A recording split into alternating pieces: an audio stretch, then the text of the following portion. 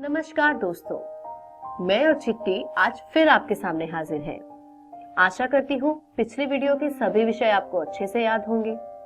अगर याद है तो बहुत बढ़िया, और नहीं याद तो कोई बात नहीं। चिट्टी के होते घबराने की जरूरत नहीं है।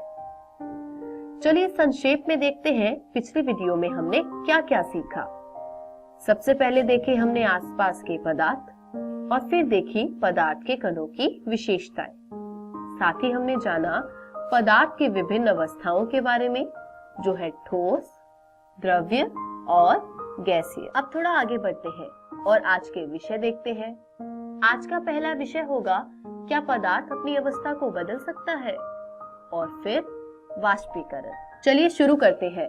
बर्फ के गोले तो सभी ने खाए होंगे, ठंडे ठंडे से। बहुत मजा आता है गर्मियों में इनका, लेकिन अगर समय रहते फटाफट ना खाया जाए तो पीना पड़ जाता है, क्योंकि बर्फ पिघल गई है। यानी हमारा गोला ठोस अवस्था से द्रव्य अवस्था में बदल गया है। मतलब कि पदार्थ अपनी अवस्था में अदला बदली कर सकता है। पर ऐसा होता क्यों है और हुआ कैसे? देखिए, हमारा बर्फ का गोला बना बर्फ से और बर्फ बनी पानी से। कैसे? पानी अगर ठंडा करते जाओ तो वो एक तापमान के बाद बर्फ बन जाता है, और जब हमारा बर्फ का गोला बाहर गर्मी में आया तो पिघलकर फिर पानी बन गया। और उसी पानी को यदि गर्म कर दिया जाए तो वह भाप बनकर उड़ जाता है। यानी तापमान बढ़ाने से ही ठोस अवस्था द्रव्य में बदली, और अब द्रव्य से गैसीय अवस्था में। यानी तापमान के प्रभाव से पदार्थ की अवस्था में परिवर्तन हो सकता है। आप सबको पिछली वीडियो से याद होगा कि पदार्थ के कणों में गतिज ऊर्जा होती है, और तापमान के बढ़ने से ये ऊर्जा भी बढ़ती है, जिससे पदार्थ के कण ज्यादा गतिशील हो जाते हैं। और आपको यह भी याद होगा कि पदार्थ के कणों के बीच एक आकर्षण बल भी लगता था। तो हम जैसे जैसे तापमान बढ़ाते हैं, ये गतिज ऊर्जा कणों को और ज्यादा गतिशील करती है, और एक तापमान के बाद कणों की गति उनके आकर्षण बल से ज्यादा हो जाती है, और वो अपना स्थान छोड़कर ज्यादा स्वतंत्रता से गति करने लगते हैं। इसी प्रक्रिया में एक अवस्था ऐसी होगी जब ठोस कण इतने गतिशील हो जाएंगे कि वो पिघलकर द्रव्य बन जाएंगे, और ये जिस तापमान पर हुआ उसे हम गलनांक कहेंगे। इसी प्रकार अगर तापमान बढ़ाते जाओ तो द्रव्य गैसीय अवस्था में भी परिवर्तित हो जाती है, जहां पदार्थ के कण बिल्कुल स्वतंत्र हो जाते हैं एक दूसरे से। इस पिघलने और उबलने और धुआं हो जाने की प्रक्रिया में एक खास चीज होती है। आप सबने ये देखा होगा, मगर ध्यान शायद ही किसी ने दिया हो। अगर आप बर्फ को एक गर्म पतीले में डाल दें तो वो तुरंत पिघल जाएगी, और थोड़ी देर बाद वो पानी उबलने लग जाएगा। लेकिन ये उबाल पूरी बर्फ पिघलने के बाद ही आएगा। ऐसा नहीं होगा कि जितना पानी पिघल गया उतना तो उबलने लगा और बाकी की बर्फ अभी भी पिघल रही है। और तो और, जब तक पूरी बर्फ नहीं पिघलती तब तक तापमान भी नहीं बदलता पानी का। अब चाहे आप इसे कितनी भी ऊष्मा दे दो, पतीले की बर्फ पहले पिघलेगी और उबाल उसके बाद ही आएगा। तो जितनी ऊष्मा पतीले को मिली है वो सारी बर्फ को पिघलने में लग जाती है।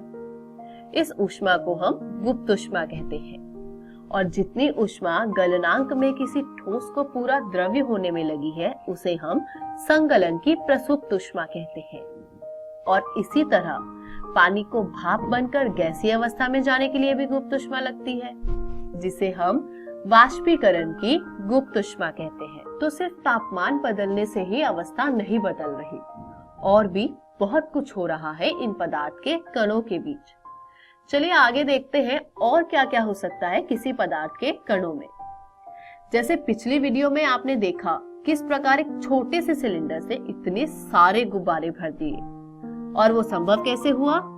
गैसीय पदार्थ की संपीड्यता के कारण। अब एक बात बताइए, गैस सिलेंडर तो सभी के घर में उपयोग होता होगा। उसका आकार चाहे जितना भी छोटा हो, उसे प्रयोग करके आप बहुत दिनों तक भोजन बना पाते हैं। ऐसा क्यों? इसका भी कारण है संपीड्यता। जैसे कण एक दूसरे से दूर होकर द्रव्य से गैसीय अवस्था में आ गए, उसी प्रकार कणों को यदि पास लाया जाए तो गैसीय से द्रव्य बनाया जा सकता है और फिर भर लीजिए गैस के सिलेंडर में। आप दाब लगाते जाइए गैसीय पदार्थ पर, कण पास आते जाएंगे और दाब की एक सीमा के बाद वह द्रव्य अवस्था में परिवर्तित हो जाएंगे और इस प्रकार आप अधिक मात्रा में गैस का संग्रहण कर पाएंगे। यानी तापमान के साथ साथ दाब बढ़ाने से भी पदार्थ की अवस्था में परिवर्तन लाया जा सकता है। लेकिन सिर्फ ऊष्मा या दाब ही नहीं है जिससे किसी पदार्थ की अवस्था बदली जा सके। इसके अलावा और भी बहुत सी चीजें हैं। चलिए बताती हूँ कैसे। अब सभी ने अपने घर में गीले कपड़े सूखते हुए तो देखे ही होंगे। कभी सोचा है ये गीले कपड़ों का पानी जाता कहाँ है? कपड़े की सतह पर जो पानी के कण हैं, उन पर जैसे ही सूर्य की किरण पड़ती है, उन कणों में आती है गतिज ऊर्जा और वे दूसरे कणों के आकर्षण बल से मुक्त हो जाते हैं और हवा में मिल जाते हैं। यानी कण कण करके जल वाष्प बन जाता है। और यदि आपकी पुस्तक के अनुसार कहा जाए तो क्वथनांक से कम तापमान पर द्रव्य के वाष्प में परिवर्तित होने की प्रक्रिया को हम वाष्पीकरण कहते हैं। तो कपड़े सूखने की वजह वाष्पीकरण है। अब हम कपड़े सुखाने के लिए सबसे पहले क्या करते हैं? उन्हें फैलाते हैं। अब कोने गोलमोल करके रख देंगे तो भी सूख जाएंगे, लेकिन फैलाकर रखेंगे तो जल्दी सूखेंगे। यानी वाष्पीकरण एक सतही प्रक्रिया है और आप जितना सतह का क्षेत्र बढ़ाएंगे, वाष्पीकरण की दर उतनी बढ़ जाएगी और कपड़े जल्दी सूख जाएंगे। लेकिन कपड़े फैलाने के लिए हम धूप भी ढूंढते हैं, क्योंकि धूप कपड़ों के तापमान को बढ़ा देती है और तापमान बढ़ने से गतिज ऊर्जा बढ़ती है, जिससे कणों का आकर्षण बल कमजोर होता है और जलवाष्प जल्दी बनते हैं। यानी वाष्पीकरण तापमान पर भी निर्भर करता है। मगर इन कपड़ों को सुखाने में सबसे ज्यादा दुविधा आती है बारिश के दिनों में। दरअसल होता यह है कि हमारे आसपास की वायु में एक निश्चित मात्रा में जलवाष्प हो सकता है। इस जलवाष्प की मात्रा को हम आर्द्रता कहते हैं और क्योंकि बारिश में आर्द्रता बहुत बढ़ जाती है, इसलिए गीले कपड़ों से जलवाष्प हवा में जल्दी नहीं जा पाता और कपड़ों को सूखने में समय लग जाता है। लेकिन बारिश हो रही है इसका मतलब ये थोड़ी है कि कपड़े सूखेंगे ही नहीं। कपड़े तो हमें तब भी सुखाने होते हैं। ऐसे समय में हम पंखे के नीचे सुखाते हैं कपड़ों को, क्योंकि तेज हवा से जलवाष्प के कण हवा में जल्दी उड़ जाते हैं और जलवाष्प की मात्रा में कमी आ जाती है और नए कणों को जलवाष्प में परिवर्तित होने में दुविधा भी कम होती है। आपने सुना होगा कि गर्मियों में हमेशा सूती कपड़े पहनने चाहिए, मगर हम कई बार सुनते नहीं हैं। सही बात है, बिना किसी सबूत के ऐसे कैसे मान लें, है ना? तो चलिए चिट्टी और मैं आपको इसका सबूत देते हैं। गर्मियों में हम कोई भी शारीरिक क्रिया करें तो हमें पसीना आने लगता है और फिर थोड़े समय बाद हमें ठंडक महसूस होने लगती है। असल में होता यह है कि हमारे शरीर की सतह पर मौजूद होते हैं पानी के कण, जो हमारे आसपास से या फिर शरीर से ही ऊष्मा लेकर जल वाष्प बन जाते हैं और वाष्पीकरण की गुप्त ऊष्मा के बराबर की ऊष्मा हमारे शरीर से अवशोषित होती है, जिससे हमारा शरीर ठंडा हो जाता है और सूती कपड़ों में जल का अवशोषण करने की जो क्षमता है वो सबसे अधिक होती है।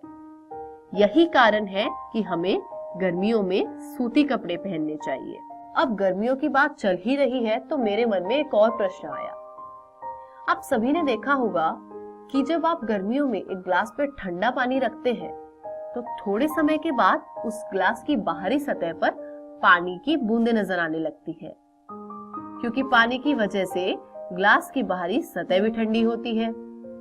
अब हवा में जो पानी के कण सतह के सबसे पास है, उनका तापमान भी गिरने लगता है और जैसे कि हमने पहले भी देखा है कि तापमान कम होने पर पदार्थ गैस से द्रव्य हो जाते हैं, उसी तरह ठंडे ग्लास की सतह बिल्कुल पास वाले कण पास आकर द्रव्य अवस्था में आ जाते हैं। यानी ऐसा जरूरी नहीं है कि द्रव्य से गैसीय या गैसीय से द्रव्य करने में बहुत ज्यादा मात्रा में तापमान का बदलाव या ऊष्मा का लेन देन आवश्यक हो। रोज के वातावरण में जितनी ऊष्मा या तापमान है, उसमें भी अवस्था बदली जा सकती है। तो चलिए आज के विज्ञान के इस अध्याय को हम यही समाप्त करते हैं और एक बार फटाफट देखते हैं कि आज के इस वीडियो में हमने क्या क्या सीखा। सबसे पहले हमने देखा कि पदार्थ अपनी तीनों अवस्थाओं में अदला बदली कर सकता है, ठोस से द्रव्य, द्रव्य से गैसीय या फिर इनकी उल्टी प्रक्रिया। इन अवस्था के बदलाव में तापमान और दाब की बहुत बड़ी भूमिका है। फिर हमने वाष्पीकरण को देखा कि द्रव्य से गैसीय में बदलाव बिना हमारी जानकारी के होता रहता है और वाष्पीकरण में सतही क्षेत्र, तापमान, आर्द्रता और वायु की गति की अहम भूमिका होती है। इन सब के साथ गर्मी में हमें सूती कपड़े क्यों पहनने चाहिए और ठंडे ग्लास में ओस बनने की वजह भी देखी। आशा करती हूँ वीडियो के जरिए आपको पाठ काफी अच्छे से समझ आ गया होगा। आज के लिए चिट्ठी और मैं आपसे विदा लेते हैं। मिलते हैं आपसे अगले पाठ में। धन्यवाद।